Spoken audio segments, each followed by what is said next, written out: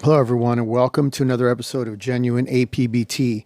On today's episode, I want to speak about a topic that I briefly touched on in my last video.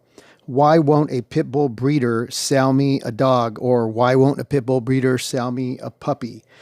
And as I do that, you can enjoy seeing Maple play around here with a makeshift flirt pole. I don't have a flirt pole over where my son has Maple. So we just got a bungee attached tug toy, and we're doing the best we can just so you can have something to look at and you can see how fast Maple is developing. She is extremely fast. Sometimes in the videos, as you can tell, you see your dogs moving really, really fast. And then when you watch your videos, it doesn't look as fast. So the guys that know, you understand how fast your dog is. So you'll understand what's going on here. Excuse the sunlight. I took it when the sun was going down, so in some portions you'll be able to see it very clear. In other portions you will not. And just a little information on Maple. She's going to be 8 months on the 13th of August, and she's right around 28.5 pounds, almost 29 pounds, and she's developing beautifully. She's in her skinny, goofy stage right now, but she's fast as a cat, and she's really precise, and those are the things that matter: how healthy she is, how quick she is, her intensity, her prey drive, her willingness to just put in extreme exercise. I don't let her, though. Things like this, like what you're watching, only goes about 10 to 12 minutes. I wouldn't do it any more than that. I definitely wouldn't get her airborne much more than what I'm doing. The times that I did get her airborne are honestly accidentally. They're not something that I'm trying to do. It's not the time to be getting her to get jumping really high and then landing on her hips, her legs. She's just not developed yet, and it's just not a good idea for puppies. So keep that in mind when you're working out your pups, guys. So why won't a breeder sell you a pit bull puppy?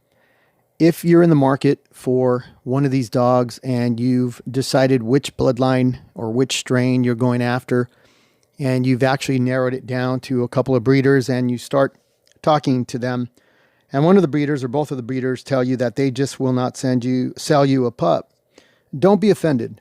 Now, like I said in my previous video, 99% of the time, they are doing you a tremendous favor. They've caught something in the conversation, and if they're experienced, they've heard you say something, or maybe they've seen the lack of experience in the breed, and they've decided that they will not sell you one of their dogs. That is an actual great thing to see in a breeder. That means that the breeder is unwilling to compromise his ethics in selling dogs and breeding dogs for the love of the breed. He truly loves the breed, and he wants to minimize the possible trouble that you might get into owning one of these dogs without any experience. That's a good thing. And so don't get discouraged. Don't get bummed out if that happens.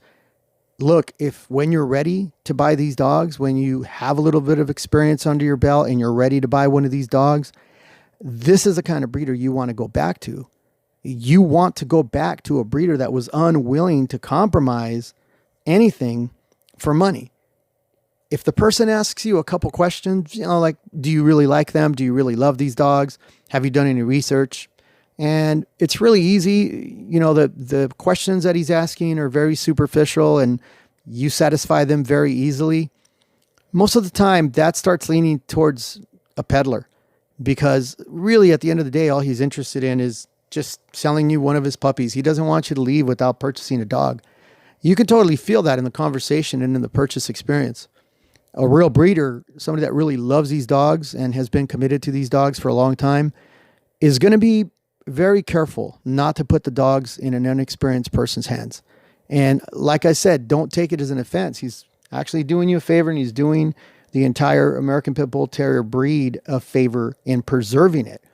Because the less amount of times that we can get these dogs in trouble, the more stable these dogs will be as far as a complete breed before legislation.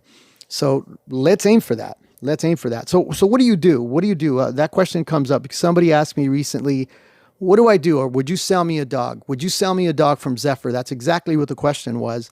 And I looked at the person, and this person is somebody very close to me, and the person has experience with Rottweilers and grew up with Rotts. strong breed. They could be trouble also. But I simply looked and said, no, I would not sell you one of the dogs from Zephyr or any of the dogs. And the person was pretty surprised.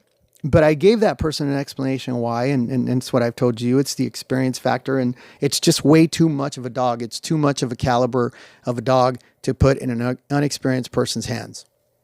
And for you that own the breed, you know exactly what I'm talking about. You know the type of dedication and training and skill that it takes and commitment that it takes to actually have 1 or 10 or 4 of these dogs, whatever many you have.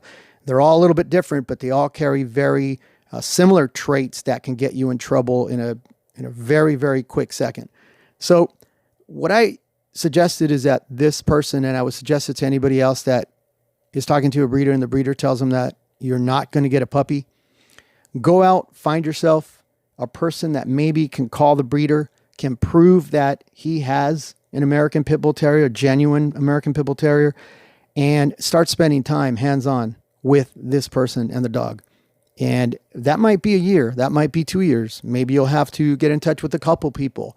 And once those people can verify with that particular breeder that you put in the time, that you've walked the dog around other dogs, you've held the dog, you know what it consists of to own one of these dogs, you spend tons of time with them, you've seen the different traits, the different personality traits, not personality, the dogs aren't persons, but maybe character traits in a dog that they're very different. Sometimes they'll wake up Monday through Wednesday in a certain mood, and then Thursday through Sunday, they're going to be a little bit different. And so once you can prove that you've been around the breed enough to satisfy a breeder, then a good breeder would seriously consider selling you one of his pups.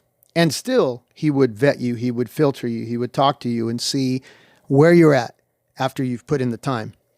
Not all breeders are going to do this. A lot of guys are going to talk to you briefly, like I said, and maybe ask you a few questions that are really easy that you can get from a book and satisfy them. That's the difference between a peddler and a real breeder, a real dogman.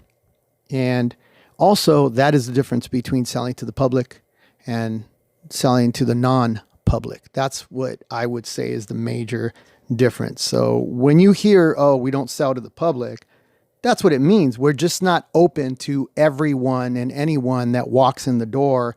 And we say, yeah, hey, just pick a puppy. There you go. Give me the money. Here's the paperwork. Not a problem. That you will get that. You don't I actually believe you don't have to look far to see that. You can see tons of people doing that even on the internet. They like putting the people that purchased the dogs from them on the internet, and it really looks like it's disregard to their experience, to their ability to handle the dog. All it's about is, hey, you're an awesome person. You're a great person. You're a high caliber person, and I sell high caliber dogs, and I'm going to put one of these extremely high caliber dogs in your hands. As long as you give me $5,000-$6,000, we're all good. Take it easy. Can I put you on YouTube? I think that's the way the conversation is going. I'm not sure, but you can certainly get the feel for that. Well, that's not what we're going to do. We're never going to do that.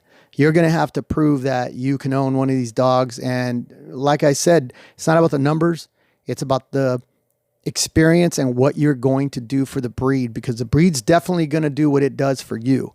But you have to be able to do something for the breed. You need to be a positive part of preserving the breed, and that means managing it. That's why I always say, know them, love them, and raise them responsibly. Raising them responsibly after you love them and because you know them is going to qualify you to be able to have one of these dogs. Other than that, look, you're not going to get one of these dogs. You should move on. If you're not willing to put in the work or the effort or the time, you're just not going to get one of these dogs. So know them, love them, and raise them responsibly.